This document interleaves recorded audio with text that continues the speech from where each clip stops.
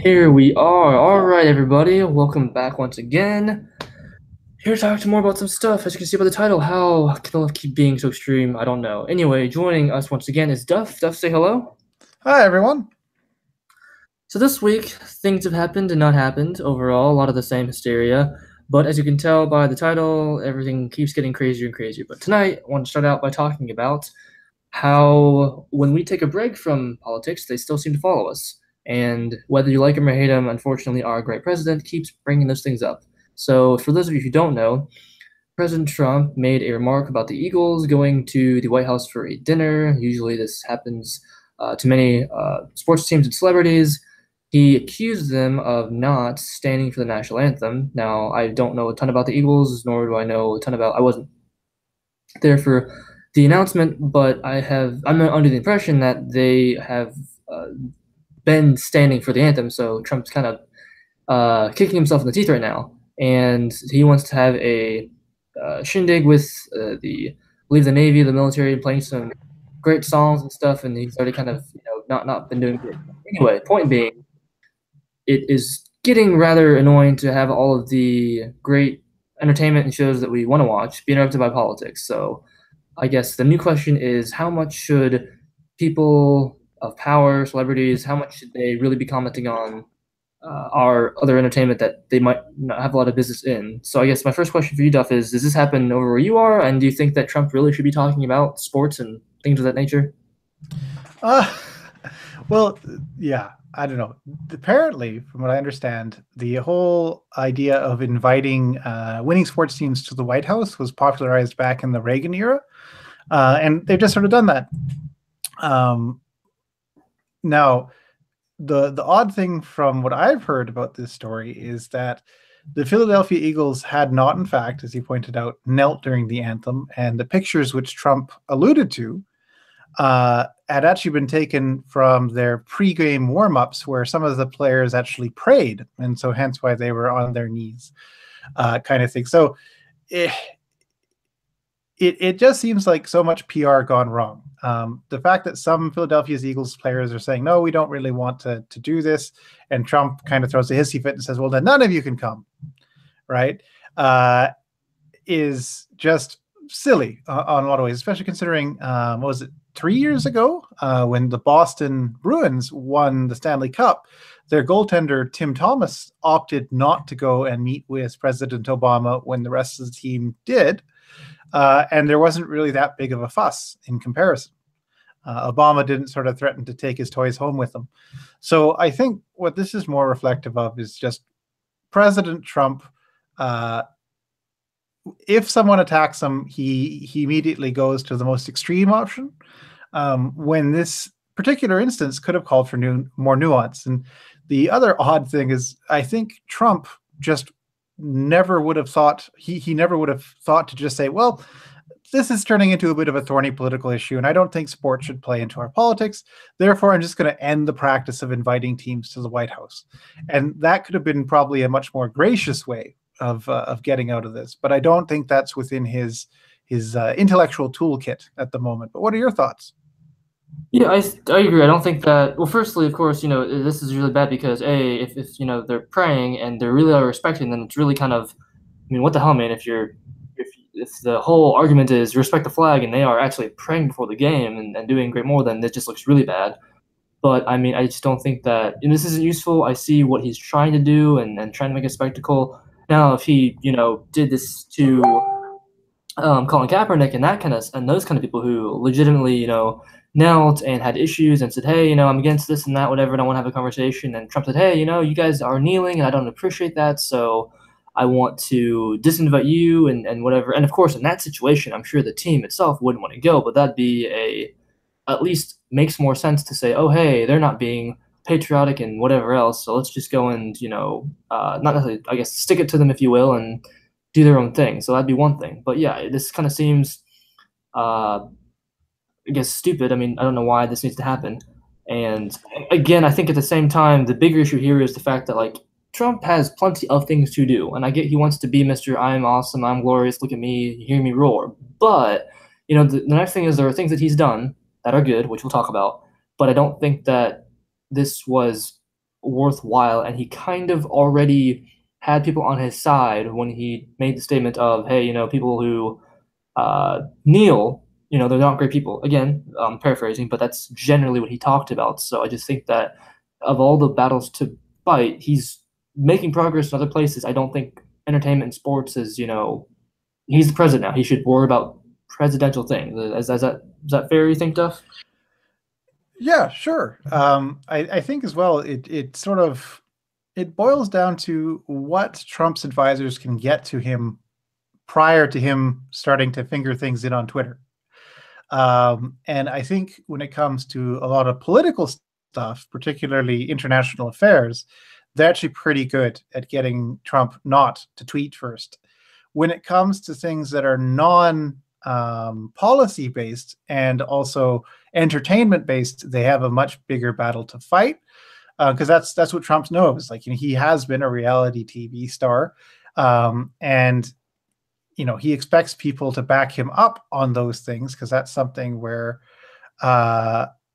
that's something where he thinks he has a special sort of knowledge base, and maybe he does. But it's all just so silly. Um, but with that being said as well, I think in the American psyche, sports can be a very powerful thing. And therefore, it has more political clout than we might expect, particularly because this is football. As I mentioned earlier, Tim Thomas, the goalie of the Boston Bruins, decided not to go and visit.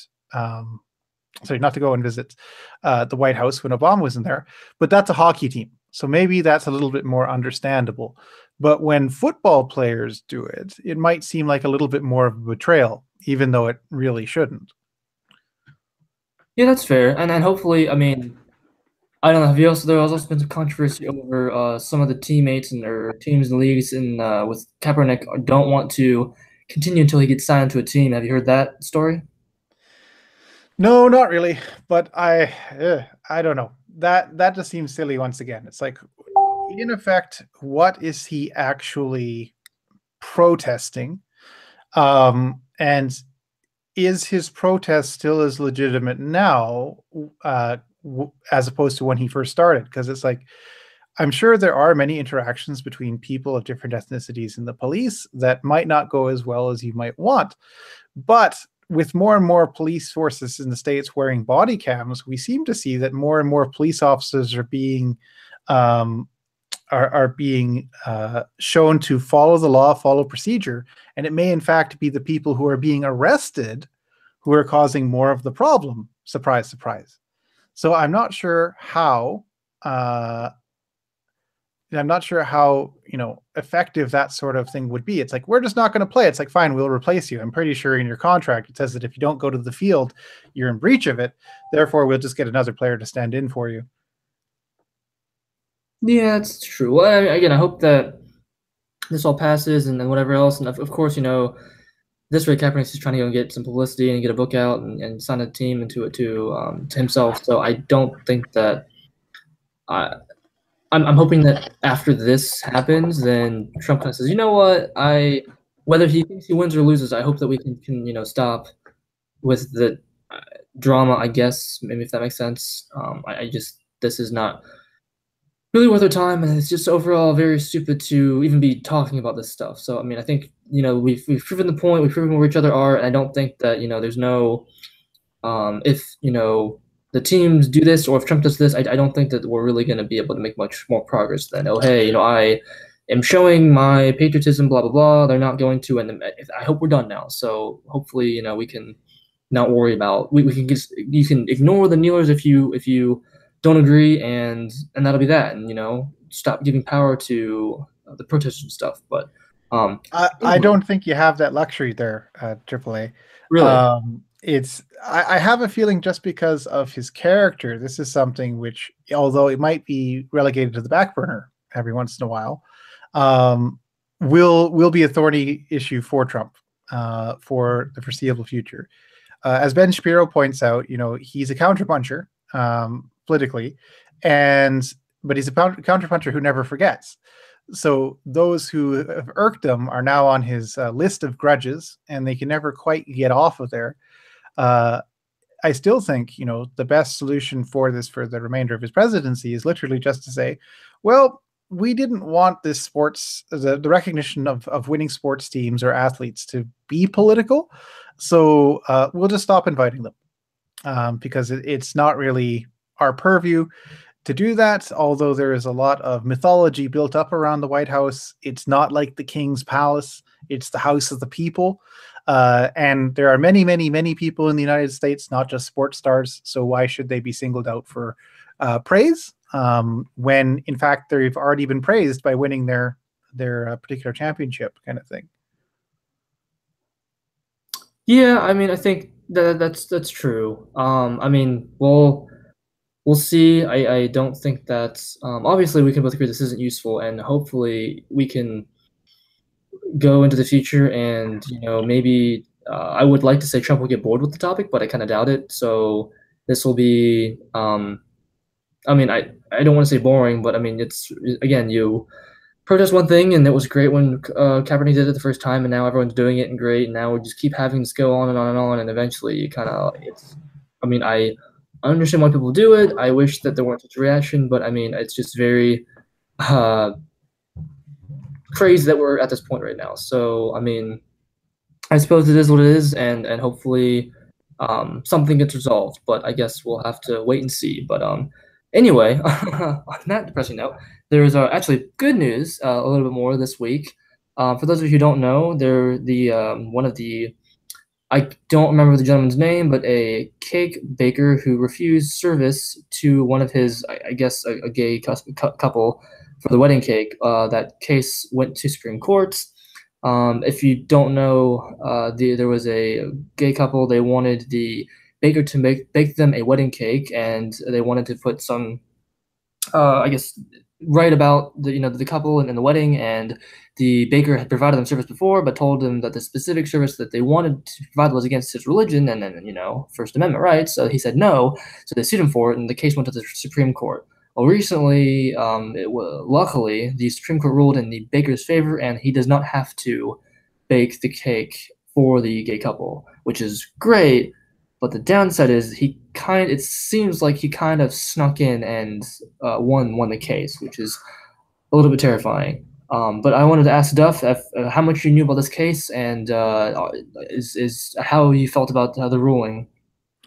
Um, so this is a case that's uh, been going on for the States, I think, for 3 years now. And I know Ben Shapiro, I think on Tuesday, did a really good sort of dissection of what's going on. And I think the real question more so is, was this more of an issue because of what the gay couple were asking the person to put on the cake, or the depiction of the cake itself? And that's something which I've never really seen clarified. So as a merchant, I would say it's unwise to refuse service to potential customers. But if you feel powerfully about something, it is within your right to say, no, I don't think I can do that. As far as I can tell as well, the cake baker at no point condemned the people, like said, you're terrible, you're sinful, you're this, that, or the other thing. Their entire thing was, we can't do this cake because it goes against our beliefs. And for that, they were attacked and vilified to a rather large degree. And the Supreme Court's ruling on this one was a little bit contentious, or at least quite contentious from Ben Shapiro's perspective, because it didn't actually give a victory to the cake baker.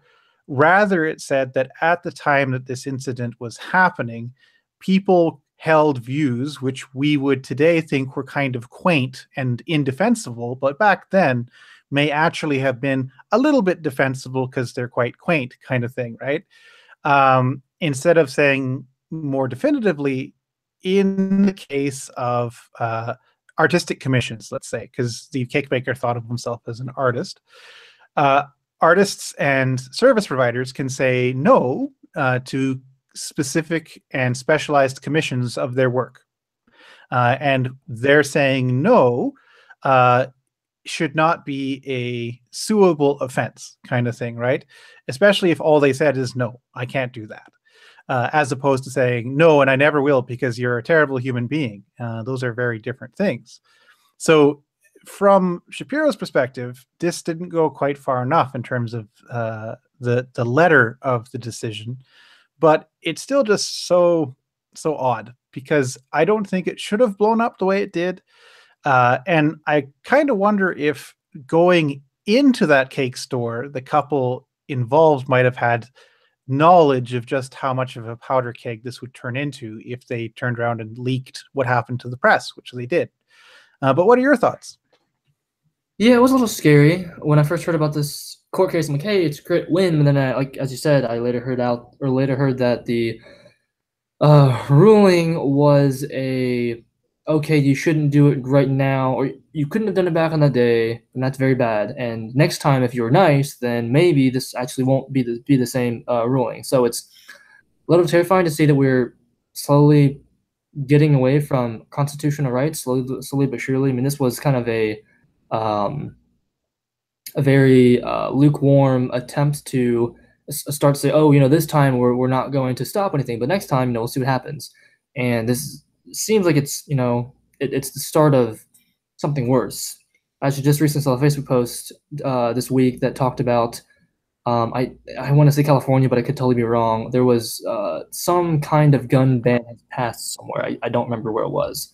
And of course, that's unconstitutional and everything else there. But it's just we're seeing more and more nowadays that we're having more and more of the rights taken away. And I mean, I think a big reason for that is just we don't know our own rights and kind of deal. So I think that the next time this happens, then the baker, whomever, will not become victorious, and we'll have forced labor, however you want to word that. And that sounds really scary. Do you think that's fair to say, Duff? Uh, I think that that is a possible outcome to have someone say, yes, you will do this. So to have the court say, yes, you will do this in a particular case. And I personally am kind of stuck because, on the one hand, I think it's perfectly reasonable, so long as your request is not completely outlandish, to go into a shop that bakes cakes for weddings and say, I'd like a wedding cake, right? That doesn't seem out of the question. So my mind keeps on retreating back to what exactly was it that they asked for that would have set them off? Because if they had just said, we would like a white wedding cake, and on the top of it would say, for love, for Mike and Mike, I would have a really hard time justifying that as being somehow beyond the pale, even for religious reasons. But hypothetically speaking, someone were to come into a religious bake shop and say, I'd like a cake that looks like a recreated sexual act and says, all the best to you on your big day, and then whoever's names are on it, then I could totally see someone going, that's not really what I want to associate my cakes with. We're not that type of cake shop. And if you want that type of cake shop, we can gladly direct you towards them. But that's not what we do here. I don't have a problem with that. So it's finding that fine line between asking for something of a store or of an outlet that store or outlet is supposed to do, and them being able to say, no, if your request suddenly becomes very, very odd, because you should not have to accommodate someone's purchasing wishes. And it's very different to say you have to accommodate someone who has, let's say, mobility issues for your store. That is, i.e., putting a ramp up so someone in a wheelchair can get in there. Sure. But that's not a purchase thing. That's, you want to get your customers into your store kind of thing. So where that line is and how you kind of hammer it out would have to be done very judiciously. But the courts, as far as this particular decision, don't appear to have been very judicious in thinking about the wider ramifications of what's being asked. Yeah, I think I agree and disagree in a little bit there. I mean, on the one hand, yes. I mean, and to be fair, I think going back to what you said about the wheelchairs, I mean, yeah, that's more of a uh, I mean, well, I guess even to be fair, there you could say, all right, if I were to own a restaurant and I didn't have wheelchair access, I said, hey, I don't want anyone with a wheelchair coming here, then technically speaking, I could do that, and that's just me at fault because then I lose the profit of those potential customers, which is stupid in general. But I mean, I feel like I guess it's a bit of a slippery slope too. But I mean, for example, you talked about okay, if you were a cake baker and the cake said, um, for the best wishes or all the love in the world, Dave and Ben, and that was the cake decoration. Possibly that's not worth arguing about, but I guess the freedom of whatever part of me says, I think that people should be able to go and shop wherever they want to. And at the same time, if I can shop wherever I want to, if I'm a business owner, then I can technically accept or reject whoever I want to. And again, it comes down to whoever wants to make those or make or serve a customer in whichever they choose. The more open the business, the more revenue and more profit they'll make. So I kind of I see your point, but at the same time, it's still it I guess leads down to the what's the point in which we say, all right, hey, you know what? Here's a gun, here's the taxation, blah blah blah. We're leading down to so eventually, hey, you must do all these things for me. Oh, by the way, your money is paying for whatever I want to do. So it just the having them I mean even if it is as simple as hey you should bake a cake that says happy birthday blah blah blah. I mean again that's an extreme condition, but it still seems like a very shaky ground. So I agree with you, but again at the same time it still feels like you know they should be free to do what they want, and they should also have the freedom to reject who they want. So do you think that's a fair argument, Duff? Or Yeah, but once again, within reason. So in this particular case, you're being commissioned to make something. So what you're rejecting is the commission, right? Not the person. And I think that's one of the hard lines in this, which I would always defend, is you can't kick someone out because they're this ethnicity or of this belief, right? But if they ask you to do something which you don't particularly wish to follow and it falls outside of your purview, let's say, and you're not willing to accommodate that, rejecting their commission should not be seen as racist, sexist, or other things unless you explicitly go out of your way to say that, I hate your particular ethnic group and therefore I will never accept a commission from you, right? Then I think there can be grounds for saying like, look, this isn't fair. And do you really want this type of person selling their stuff? And there's many people who are more libertarianly minded who'd say that's not an issue either.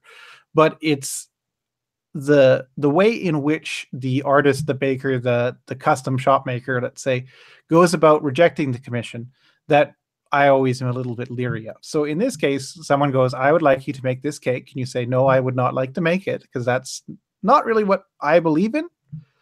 I don't take issue with that. If they were to say, I'm going to reject this because I hate you and I wish your people would all die, I would have very strong reservations about that. well, yeah, but and again, I think there's already been the case of people have said, hey, I don't believe in this, and you can go to this place that also offers the same service. So I mean, I guess I agree, but I guess the other part of me says, if I'm a restaurant owner and I go, oh hey, I don't want any Italians here, I don't know, and I say, okay, if you're Italian, then get out. Then technically speaking, I don't. It's not right, but I feel like that is a possibility. And the best thing that will happen there is no one will shop at the restaurant anymore. No one will go there. So I guess I kind of feel if that makes sense. Well, That's a good case, of course, but still, I mean, absolutely. The trick here is there's two things that we can touch on here. Is the problem always comes when it turns out that whatever store or whatever outlet you're going to has a particular monopoly in an area, and you neither have the means nor the desire to try and create an alternative, right? Because the relative discomfort you would experience by having to go somewhere else um, is disproportionate to disproportionately weighted in terms of what actions you can take. And so if we take the antebellum South kind of thing, right? You're a African man, an African American man, and you go into a store and technically you're free, but they go, we don't serve you here. And it's like, well, problem is that none of the companies that sell the thing which I need will sell to any of the stores which are owned by African American people. It becomes a double bind because someone might say, well, why don't you just leave? And it's like, well, yeah, but my kids go to school here, my family's here. And so that's where I kind of I start to think, there's a disproportionate onus on people at a certain extent. So if we assume that there is no uh, pre-existing monopoly in a particular region, then for sure, I would say just take your business elsewhere, and if you want to start up a different shop, great, because there's an opportunity to do so. But depending on the situation which you find yourself in, that can be quite a bit harder.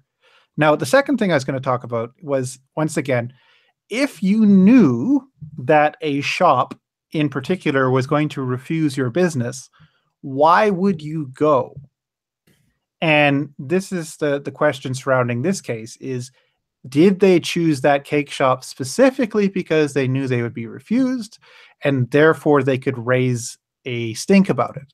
And it would seem to a degree that that's what the customers were doing when they went into that cake shop specifically.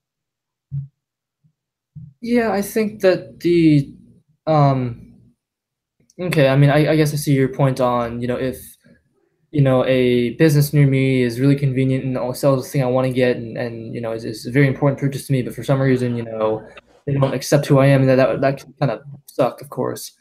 But I guess I'm still being led down to the path of, okay, for some odd reason you come into my store and you want my uh I don't know, I sell wallets and you really like the wallet I have, it's really been durable for you, blah blah blah, something something there, and you really want that thing, and then it's unreasonable for me to say no, you may not buy this wallet, and I totally agree.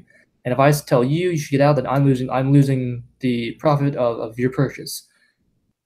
But if then you take legal action against me, then then is it still, I guess, are we saying that it's okay to then say, all right, now I'm going to legally force you to sell me the wallet, or we're just gonna say, hey, you're bad, I'll fine you and stuff? What's the, I guess, in your mind, the proper ramifications, if that makes sense?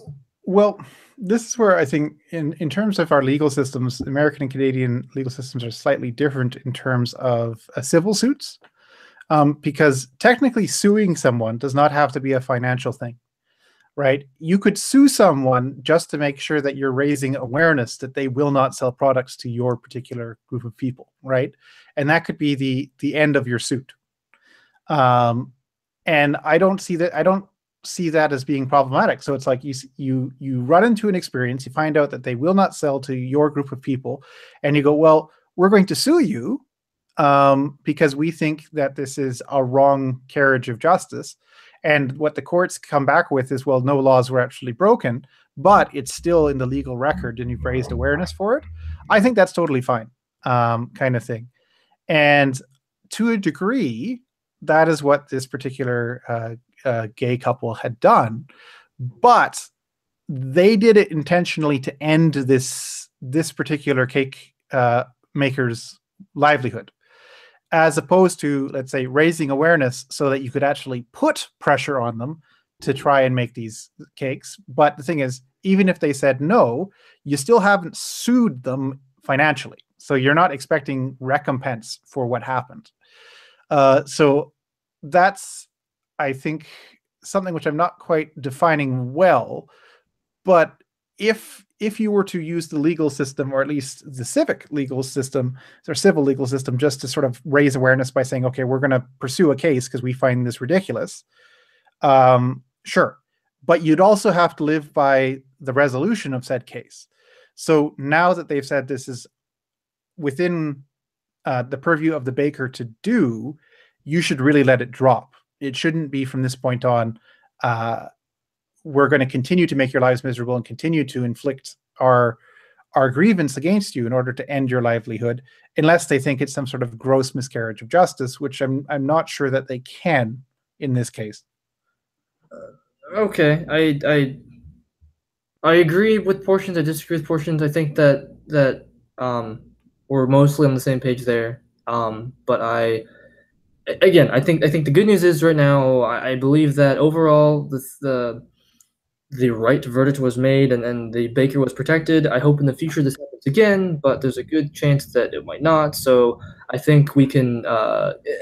It's a complicated topic. So that's kind of I guess what I'll end on. It's not a absolute right this way or wrong that way. There are two parties involved, and maybe one was a bit crazy, the other one, but I think that in this case things ended well. So I just hope that things don't get much crazier than that.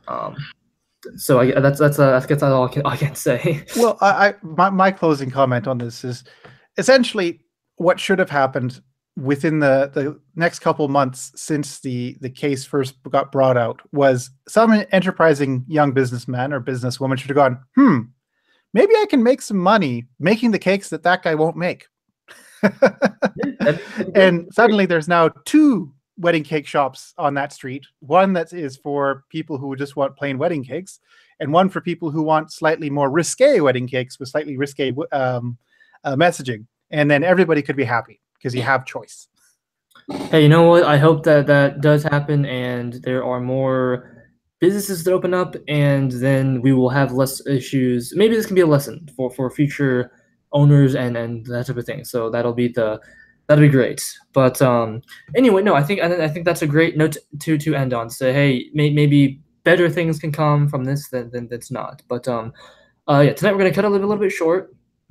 I'm also dying. Well, my computer's dying. But anyway, no, I think thank you again, Duff, for coming on here. I appreciate you guys showing, and we will see you next week. So, Duff, want to say goodbye? All right, have a good week, everyone. Thank you, guys. We will see you next time. Thank you.